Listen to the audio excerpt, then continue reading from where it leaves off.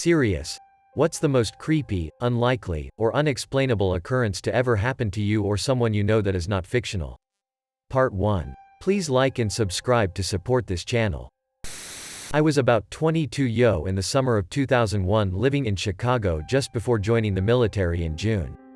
I was at a party with some friends and decided to walk home after heavily drinking, smoking. Next thing I know, I'm being woken up by 3 police officers and 2 park rangers. I somehow and still to this day do not remember how in the hell I fell asleep on a bench right next to the Gateway Arch in St. Louis. 5 hours away. To top it off, after I got home later the next day, I had a message from the Nebraska State Police on my voicemail asking why my car was left on the interstate and that it had been towed to such and such place.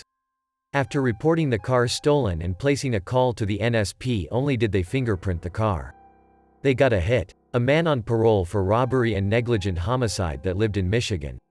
I have zero recollection of that evening except that I was at a party and was walking home. Thanks for reading. Back in the mid-1980s, just before my parents got married, they bought a house together in my dad's hometown.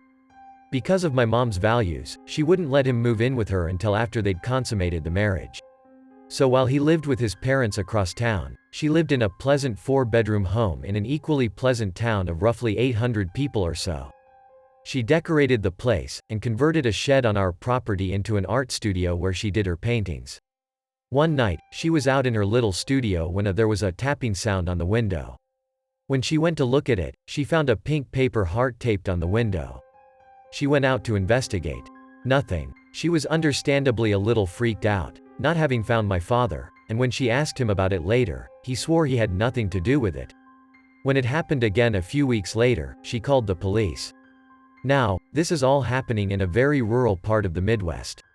With so few people to police, and the town so safe anyway, they didn't have a police force of their own at the time. Instead, once a night, a deputy from the sheriff's office would come patrolling around for an hour or two and then move on to the next little town. We had a good sheriff, one of those local legend types who people still talk about fondly to this day, and when Mom came to him, he promised to send a patrol car by her house around the time all this was happening. And it really all seemed pretty harmless to that point. Then, one night, she was out later than she intended to be working on a painting when the metal door of the shed was slammed on. Whatever hit it started pounding on the walls, and eventually, a man's voice yelled out, "I know you're in there, beautiful. I can see the light on." She told me it went on for 20 minutes or so. He'd scream about all the ways he wanted to violate her and smash on the door for a while before making a few laps and trying it again. Finally, he scampered off in a hurry when the deputy came by. He didn't catch him, or even see him in the act, but he found Mom completely terrified and helpless. As if that wasn't scary enough, he started threatening her the following week. She came home from work and found that, on the cement ramp leading up to the shed, he'd written, "I'm going to kill you," in pink sidewalk chalk. That's when she started to really become terrified. Dad and the sheriff had to sit down with her. They told her to avoid her studio at night, no matter what. This being back in the days before cell phones, there wasn't anything she could do to summon help if she got in trouble again. Dad left a gun with her, and began training her how to use it while the sheriff guided her through the legal ins and outs of what counted as a self-defense murder. Dad left a letter informing the mystery perp of this on the shed, along with a not-so-gentle warning that if he ever found the guy while he was visiting, he would kill him and make sure no one ever found him again. She started having Dad stay over a lot more, sleeping on the couch. For a while, things went quiet again.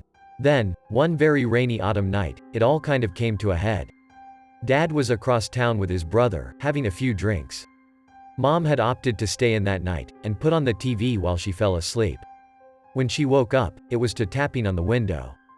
It took her a moment to clear her head, but when she looked out, she saw a man standing in her window staring at her.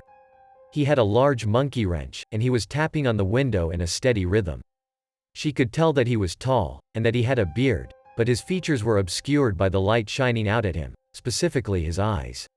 It was always so chilling when she described it to me, but she said that she couldn't see them because his glasses were reflecting the light inside.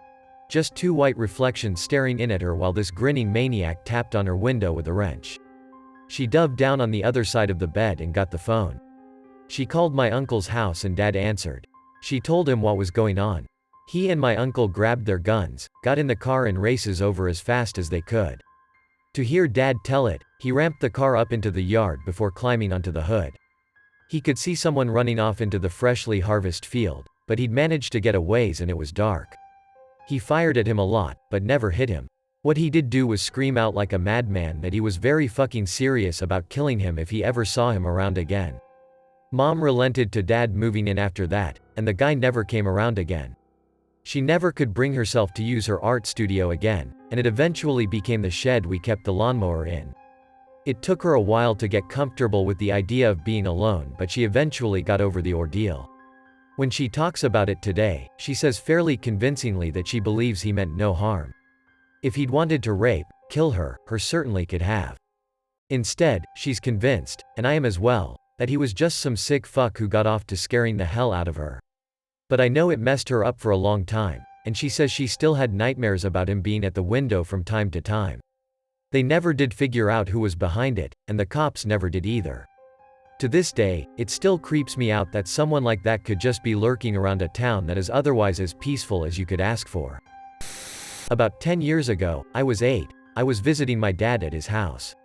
My stepmother was in the kitchen and I was in the family room. We both saw my father, wearing a red flannel shirt and blue jeans, walk around the corner from the living room and start walking up the stairs. I followed him and called his name as he went up the stairs. He turned back and looked at me, got to the top of the stairs and went around the corner. I called his name again, then from the living room my dad popped his head up over the couch and asked what I wanted. He had been asleep on the couch the entire time, yet both my stepmother and I clearly saw him, wearing the clothes he had on the whole day and all, go from the living room up the stairs. It was the strangest thing I've ever seen. Both my stepmother and I still remember it and talk about it to this day. One night last summer I was walking my dog in the backyard, when I heard a mumbling sound coming from the gate on the side of the house. Suddenly, my dog goes crazy and barks like her life depended on it. I ran to the side of the house to find a burglar about to smash my window in. I frantically pick up my dog and shout, "What are you doing?" You would think that the guy would run off after being caught red-handed, but instead he turned to me and responded in a calm, deep voice. "My friends are almost here. You should go." I bolted inside the house and called the police. I locked all the doors and hid in the locked bathroom with my dog. After a few minutes, I hear more voices. The guy wasn't bluffing. At this point, I'm holding onto my spoiled puppy praying that nothing happens to us. The police arrive and catch one of the guys almost immediately, but the others hopped over the wall and fled into the hills. A police car was stationed in my neighborhood for a few months after the incident, and we never heard more from the bandits. I guess this can be considered creepy since nobody really expects it will happen to them. Just a bit of background. I go to a small town in Scotland for uni. It's a pretty old university and a lot of the buildings in the town are made of stone and date back a couple hundred years, including mine and my friend's flats. Her flat is this really old stone building near the sea, but the inside is super dark with high ceilings that never really get lit all the way and it's always cold. Then again, Scotland. The house makes these weird noises at night too, like it's settling into hell, and it just feels like someone's watching you. Anyway, I was staying at my mate's a couple of weeks ago after a quiet night in. I was asleep in my friend's bed before she came home from work and I had this horrible night terror that some girl in a white dress was going to cut off my legs. My mate gets home and I apparently was just saying, "Not my legs, no, not my legs." When she asked what I was on about, I sat up and said, "No, that wasn't me. Just go to sleep, don't worry." Which I don't recall doing and have never done before during a night terror. But the weirdest part was that as soon as I got back to sleep, her flatmate let out a blood-curdling scream and said she felt like her bottom half was being cut off and couldn't move. She said she had the weirdest pain in her legs the whole next day. Unbeknown to us at the time, our friend had stayed alone in the flat for a week before everyone moved in and said she'd seen a little girl in white at the top of the stairs before she turned the light on. Which is great. TLDR. Live in Old Town in Scotland. Friend's flat being haunted by sadistic little girl in white who cuts off legs. Every bit of this is true and happened to a couple friends, and I grew up playing pool and going out of town for the weekend to play a tournament was common. My friends and I were in our early 20s and on a tight budget, so we decided to carpool and share a hotel room at the next tournament. We even found a fourth guy, Bert, to ride along. I had only met Bert once prior. He was a huge redneck with a wandering eye. Intimidating and drunk might best describe him. On the 3-hour ride to the tournament, Bert was already drunk and talking crazy shit about his wife. Apparently they were going through a divorce and he was not happy about it. He eventually starts describing this fight where he has her on the floor with his foot on her neck. He is vividly describing choking his wife to people he barely knows. WTF? So anyhow, we all make it back home from the tournament and the following Monday I get a call. It's the cops. Holy shit. They asked me the strangest questions about Bert. Did he have mud on his shoes? Did he mention his wife? What was his demeanor like? WTF. Weeks later I would find out what really happened. Bert murdered his wife that Thursday night. The next afternoon, he gets in my car for a road trip. That fight he described in the car wasn't just some fight, that was the murder. I went on a road trip and shared a hotel room with this guy. Holy fucking shit. Something I posted before in another sub. This story takes place in August of 2013, in the mountains of southern Oregon. I am a USAF Security Forces airman, military policeman. My girlfriend was at work, and as a swelteringly hot day began to turn into thunderstorms, my buddy Nick, another military cop, and I decided to go explore some back roads and get out of the heat in town. Southern Oregon is crisscrossed with logging roads, some actively used, and many totally forgotten and grown over. Nick and I spent many of our days off starting on roads that we knew, finding roads we didn't know, driving for hours into the mountains, eventually navigating back to paved roads. On this particular day, with storm clouds building over the mountains, we set off on a road we had never been on, and began the drive into the mountains. After driving for around an hour, we hadn't seen nor heard any signs of other people in the woods. We rounded a bend in the thick fir woods, and emerged in a meadow that was totally surrounded by thick aspen groves. The meadow was perfectly flat, and eerily still. We both noticed the strange stillness almost immediately. No birds, hardly any insect noise, no squirrels, and certainly no other people. On the far side of the meadow, right at the edge of the tree line, there was a picnic table. The table was very odd, however. It was painted a bright orange, and was much larger than a typical picnic table in a park. Remarking on this, Nick drove through the meadow to get a closer look. I remember being apprehensive as we approached. The whole scenario was exceptionally strange. The overall silence of the aspen grove was unsettling.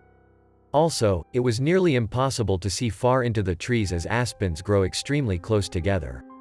When we parked by the table, I hopped out of the passenger seat of the truck to check it out. I'm not very tall, only about 5 feet 5 inches. Regardless, the table was ridiculously oversized and practically unusable. The seats were nearly at chest level, meaning I would have to climb up to even sit on them. As I was looking at the table, Nick called me over to the truck, and I noticed he was looking back into the aspens. At first, I couldn't see what he was looking at, but then I noticed a splash of color that was completely out of place in the thick trees. A small one-man tent was set back in the trees, about 50 feet from the strange table. I had an initial feeling of dread, and felt certain that there was someone in the tent, and if we could see the tent, they could see us. There were no campgrounds in this area, no people, no main roads for miles. Surely someone camping so remotely would be, at the very least, a strange person. However, as we observed the tent, we didn't see any movement or hear any sounds coming from it. Nick suggested I call out. I didn't want to, but I did. "Hey, anyone in there?" I yelled. No reply. Feeling completely on edge, Nick and I thought about driving away and leaving this strange area. But we began to fear the worst. What if there was a body in the tent? What if somebody had gotten kidnapped? Foolish, I know, but we thought it, all the same. After some debate, we decided to have Nick turn the truck around to drive away from the camp. Should we need to leave in a hurry, he would be waiting behind the wheel. With my heart pounding, I started walking through the trees towards the tent. I was totally keyed up with my senses on full alert.